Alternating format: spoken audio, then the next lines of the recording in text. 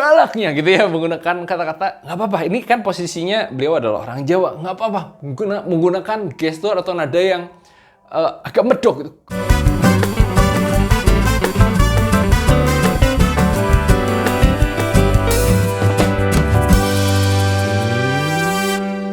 Halo, ketemu lagi dengan Belajar Public Speaking dan kamu masih ada di segmen Berdiri, belajar dari ahli. Kali ini kita akan belajar dari Bapak Ganjar Pranowo yang memang sudah terkenal sebagai seorang orator. Dia juga memang sebagai seorang caleg pasti bisa berkampanye.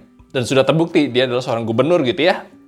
Pasti sering berkampanye, sering menjadi seorang public speaker di depan umum. Nah, di video ini kita akan belajar tentang sebuah pidato atau narasumber gitu ya, di mana beliau di posisi yang bisa dibilang formal gitu ya, karena semi formal lah ya, karena posisinya dia harus ada di podium dan ini adalah acara pidato perpisahan atau pelepasan wisudawan.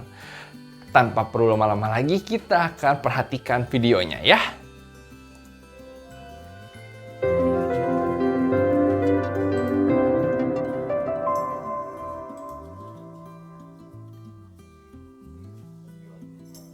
Tadi waktu Pak Rektor menyampaikan laporan, saya mencermati Pak,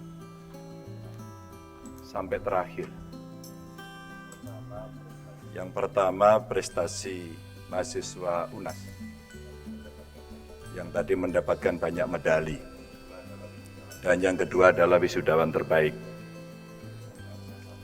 Pertanyaan saya satu Pak, kenapa sebagian besar perempuan Pak ini? Ini memang betul-betul menunjukkan perempuan memang juara ternyata. Teman-teman, Bapak Ganjar Pranowo membuka dengan sangat baik, yaitu beliau menunjukkan bahwa beliau respect di acara-acara sebelumnya karena beliau itu memperhatikan tentang pidato dari dekan yang sebelumnya. Dan dia memang memperhatikan dan dia bisa menunjukkan apa sih maksudnya. Dan dia mulai dengan jokes atau bercanda. Wah, ini saya perhatikan mereka yang berprestasi itu rata-rata wanita gitu ya. Dan wah, wanita langsung bergemuruh. Sepertinya memang beliau juga sudah melihat, wah ini audiensnya rata-rata wanita. Ya sudah, kita buat ini menjadi sesuatu yang seru dengan memuji wanita. Tentu ini akan mengundang yang namanya tepuk tangan. Dan ini akan membuka presentasi dengan sangat bagus. Bapak Ibu yang sangat saya hormati, Pak Rektor beserta seluruh keluarga besar UNAS, para wisudawan yang sangat berbahagia pasti hari ini. Dan saya lihat orang tua, keluarga yang hari ini pasti sangat menunggu suasana pada hari ini. Yang bangga melihat keluarganya, anaknya, istrinya, suaminya lulus. Untuk acara formal, alangkah lebih baik kalau kita menyapa para pengundang, para petinggi yang ada di sana. Apa salahnya? Kita hanya memanggil satu persatu. Tipsnya adalah kalau kamu bisa tanya nama-nama orang tersebut dan kita sebutkan namanya supaya orang tersebut merasa lebih tersanjung gitu ya. Kita berterima kasih atas kesempatannya, kita menyapa semua audiens. Beliau bahkan menyapa para wisudawan, para orang tua, orang-orang yang datang siapa aja sih. Nah, dengan cara seperti ini, audiens akan merasa dinilai dan para audiens akan merasa bahwa pembicaranya ini memang melihat mereka gitu ya. Gak cuman audiens yang memperhatikan sang pembicara, tapi pembicara juga memperhatikan audiens. Ini adalah sebuah tindakan yang bagus, yang sangat positif. Saya ingin menyapa Prof. Maswadi Rauf, guru saya. Beliau agak galak waktu ngajar. Nilainya juga pelit. Kalau ngasih tugas, Masya Allah, banyaknya minta ampun. Semoga nasib Anda sama dengan saya. Nah, ada hal yang menarik adalah dia membangun kedekatan dengan semua orang yang hadir di sana. Jadi dia menyapa. Dan kebetulan beliau memang kenal gitu ya, karena beliau sepertinya memang berkuliah di sana dan beliau menyapa. Dibuat bercandaan saja lah, karena posisinya ini adalah sebuah acara yang memang formal tapi semi formal. Dibuat bercandaan aja bahwa kita sudah tahu sih sebenarnya ya dosen itu memang tugasnya memberikan tugas, tapi beliau menghiperbolakan yang banyak gitu ya dengan gestur, dengan adanya banyak ya. Itu membuat orang lain, aduh merasa kok luar biasa, kok lebay gitu. Nggak apa-apa, dijadikan bercanda saja. Ingat, kita tidak membuli. Bapak Ganjar Pranowo itu tidak membuli rektor tersebut. Tapi kita menceritakan tentang keluh kesah kita gitu. Bahwa wah dulu juga aku juga ngeluh gitu. Nggak apa-apa. Karena ini akan menjadi relevan dan audiens juga akan merasa, oh iya saya juga ngalamin hal yang sama. Betul ya? Jadi merasa ada kedekatan bahwa oh iya dia juga merasakan hal yang kami rasakan. Jadi bisa dibilang kita satu level. Kita bukan I.O. Sorry ya. Kita bukan koordinator. Kita presidensi G20 yang memimpin itu, menyiapkan agenda, dan akhirnya mendorong agar keputusan-keputusan itu bisa diambil. Tidak gampang. Gestur yang bagus, beliau bercerita tentang kita Indonesia menjadi tuan rumah KTT G20 presidensi. Nah, beliau menekankan, kita bukan I.O. Wah, pakai emosi, kita bukan I.O. Tapi kita yang menggerakkan untuk keputusan-keputusannya. Menggerakkan, ini seperti kalian lihat, kira-kira gerakannya apa? Yes, ini adalah menghimpun gitu ya, mengumpulkan, dan menggerakkan. Ke depan gitu ya, menggerakkan. Wah, ini adalah posisi atau gestur yang bagus dan tegas. Dan dia akhiri dengan nada. Ini tidak gampang. Jadi, dia menggunakan ekspresi atau emosi bahwa emang tidak gampang. Seperti nada mengeluh atau berkeluh kesah dan itu adalah sulit. Nah, bisa kalian gunakan supaya orang bisa merasakan juga. Terutama kawan-kawan yang S1. Pada 100 tahun kemerdekaan Republik ini, kira-kira kemana arah Indonesia? Itu akan ditentukan mulai hari ini. Dan kontributornya adalah Anda semuanya. Pada saat kita mengajak atau melihat para audiens gitu ya, tentu kita harus gunakan gini, S1. Dan teman-teman bisa perhatikan, sebenarnya Bapak Ganjar Pranowo itu membawa teks pidato ya gitu ya. Tetapi dia tidak ngebacain terus, dia hanya baca gitu, tidak. Teman-teman S1, kalian semua, bisa dibilang bahwa pidatonya itu tidak dibaca keseluruhan, tapi ada titik-titik di mana, saya akan ngasih contoh, saya akan ngasih kelakar atau jokes gitu ya. Jadi pada saat dia baca, nggak apa-apa, interaksi dikit. Nggak apa-apa. Tenang guys, yang namanya pidato tuh nggak harus kamu baca 100%. Udah nggak zaman. Yang namanya sekarang public speaking itu diisi dengan hal-hal spontan, tetapi ini membutuhkan skill. SD Inpres. Dan ternyata pembangunan SD Inpres itu implikasinya luar biasa. Kemakmuran.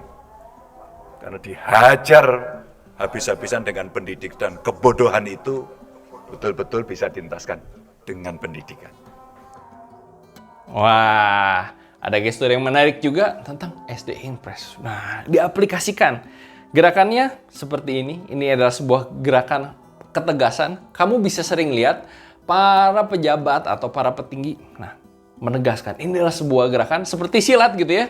Tapi ini gerakan, gitu ya.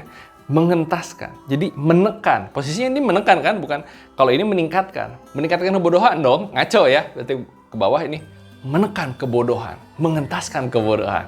Ini ada sebuah gestur yang bagus di mana kalian bisa menggunakan ini untuk supaya lebih interaktif dan orang lebih paham. Beberapa indikator bisa kita lihat Bapak Ibu, orang-orang zaman sekarang bisa menghasilkan uang dari mana saja dan kapan saja. Mungkin ada yang beranggapan kira-kira begini, wah anak-anak zaman now itu tidak mau menjalani sebuah proses yang kuat. Ini ada gium aja. Padahal tanpa proses yang kuat, apa yang mereka hasilkan juga tidak akan kuat. Termasuk harta atau rezeki yang mereka dapat. Tapi saya mencoba melihat dari sudut pandang yang lain. Bapak Ibu, Proses yang mereka jalani itu berbeda dengan proses senior-senior orang tua pada masa lalu. Apalagi dengan hadirnya internet, dunia digital. Isi dari pidatonya menarik. Kalau saya lihat, beliau sangat memperhatikan. Yang namanya seorang pembicara harus mempelajari audiensnya siapa, guys. Karena ini adalah proses pelepasan wisudawan, pasti isinya siapa? Ya wisudawannya, ya orang tuanya. Dan beliau ingin mendamaikan gitu ya, ingin mendamaikan. Dia ngomong bahwa kita harus lihat sudut pandang yang lain gitu ya. Di mana sisi para millennials gitu dengan orang tua itu berbeda. Dan beliau mengajak, ada kata-kata mengajak untuk kita melihat dari sudut pandang yang lain. Mengajak untuk lebih bijaksana. Dan dengan cara seperti ini kita bisa mendapatkan simpati kedua belah pihak. Ya anak-anak mudanya juga, ya orang tuanya juga. Bagus ya. Yang namanya audiens, jangan sampai ada satu yang merasa, wah saya disudutkan nih. No. Tapi keduanya jadi damai. Menarik. Pak Ganjar. Karena terinspirasi apa? Saat itu Satpol PP saya galaknya minta ampun. Itu pedagang-pedagang itu diusir semua. Ada yang disemprot air. Aduh, kenapa galaknya seperti ini? Mereka nangis, mereka marah, tidak boleh keluar di tengah pandemi. Duitnya dari mana? Bansosnya ditunggu-tunggu, salah sasaran. Kita dimarahi, kita dicaci maki. Maka dua hal yang menginspirasi saya. Satu, Bapak Ibu jualanlah ke digital. Saya nggak tahu caranya Pak. Sini barangmu mana? Saya jadi endorser. Dari video ini kita bisa lihat banyak sekali gestur, permainan emosi, permainan kata-kata, permainan nada bicara yang membuat presentasi Pak Ganjar menarik. Kalian bisa perhatikan bahwa galaknya gitu ya menggunakan kata-kata, nggak apa-apa, ini kan posisinya beliau adalah orang Jawa, nggak apa-apa menggunakan gestur atau nada yang agak medok gitu. Galak, ya sudah apa adanya saja gitu ya. Karena kalian pasti banyak nanya, Pak, kalau saya medok gimana? Ya nggak apa-apa. Ada masanya kita gunakan menunjukkan tentang budaya kita. Tetapi alangkah lebih baik, toh sehari-hari dia tidak menggunakan kemedokannya, tidak dimunculkan. Tetapi dia ingin agak bercanda lah, supaya agak cair, galaknya gitu ya. Nggak apa-apa. Itu bisa digunakan supaya agak-agak senyum-senyum sedikit. Dan selanjutnya dia ngomong, wah, para audiens, para pedagang itu tidak bisa berjualan gitu ya. Mereka menangis gitu ya. Mereka merasa terusir gitu. Kalau bisa perhatikan, ini adalah teknik kita menggunakan 3 kata berulang. Bukan berulang, tetapi menggunakan 3 kata yang maknanya sama, yang berulang gitu ya. Dan itu menegaskan. Jadi Bapak Ganjar itu menegaskan tentang situasi para pedagang yang terusir, terjajah. Wah gitu ya. Mereka nangis. Jadi kita bisa, wah bener-bener ya menyedihkan sekali. Kita bisa merasakan seperti itu. Dan beliau cerita tentang, oh ya bansosnya salah sasaran. Wah ini kemana nih Pak? Tangannya pergi kemana? Memang menunjukkan bahwa salah sasaran. Karena tidak terlihat kan tangannya. Nah itu adalah gestur yang bagus. Itu prinsip utama yang diwariskan oleh founding fathers kita pada saat itu. Apa itu? Ya gotong royong itu. Gotong royong adalah pembantingan tulang bersama-sama. Gotong royong adalah pemerasan keringat bersama-sama. Dan perjuangan bantu binantu bersama. Amal semua buat kepentingan semua, keringat semua buat kebahagiaan semua. Kata-kata yang menarik, bantu binantu. Amal keringat untuk kepentingan bersama. Teman-teman bisa menggunakan kata-kata yang indah seperti pepatah, seperti peribahasa. Come on, bahasa kita, bahasa Indonesia penuh dengan sastra yang menarik, yang indah seperti puitis gitu ya. Kalian bisa gunakan ini dalam pidato dan tentu harus ditulis. Dan kalian bisa perhatikan memang Bapak Ganjar pada saat membacakan sebuah kata-kata yang puitis susah untuk dihafalin ya. Ya sudah ditulis aja dan dibaca, yang penting berdampak. Tetapi dia tidak fokus ngebaca di yang sebelumnya. Kalian bisa melihat bahwa ada gestur memeras, membanting tulang. Wah, ini adalah gerakan yang sangat tegas dan bisa membuat pidatonya lebih interaktif, lebih menarik. Keramaian rumah sendiri. Jangan mau. Jadilah tuan rumah. Kita menolak jadi wisatawan di negeri sendiri. Nggak mau. Semua kita harus menjadi leader untuk itu. Dan kita tidak mau mati di tengah kekayaan dan lumbung sendiri. Sorry ya, kita mesti mandiri pada soal itu. Wisuda bukan akhir pendidikan. Wisuda bukan ruang akhir untuk belajar. Tetaplah mencari ilmu, tetaplah berguru. Dan jangan pernah lupa minta restu orang tuamu yang ada di sini.